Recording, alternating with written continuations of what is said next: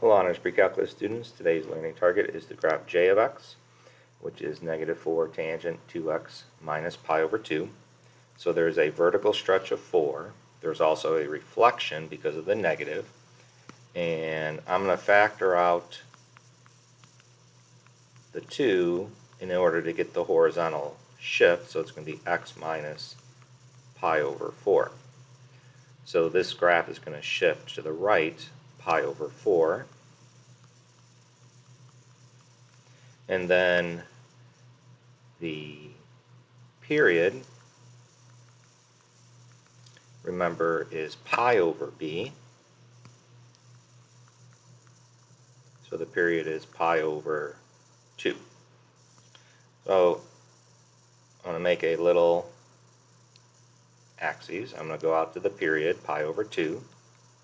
I'm going to cut that in half, so pi over 4. Cut that in half, pi over 8. So you have 1 pi over 8, 2 pi over 8, 3 pi over 8, 4 pi over 8. This would be 5 pi over 8. And I'll also go to the left.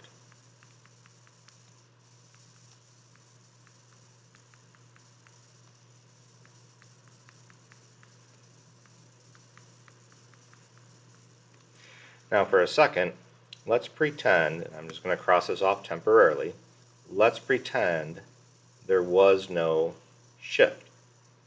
So if you plug in 0, you would be at 0. I'm going to put a little x. If you plug in pi over 8, you get the tangent of pi over 4. Tangent of pi over 4 again is 1 times -4 is going to be -4.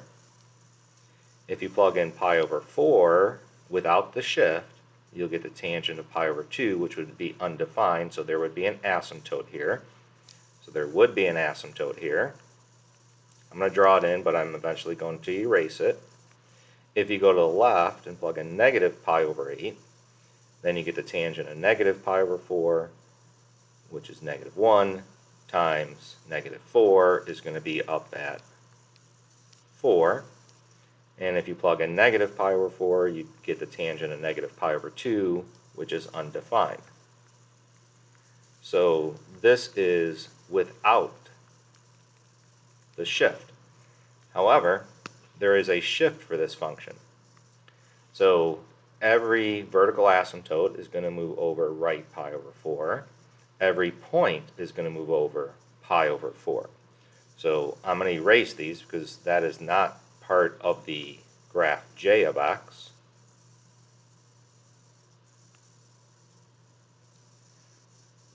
And now I'm going to move that asymptote over pi over 4. So it was at -pi over 4, so it will move to the top of the axes, or on top of the y-axis.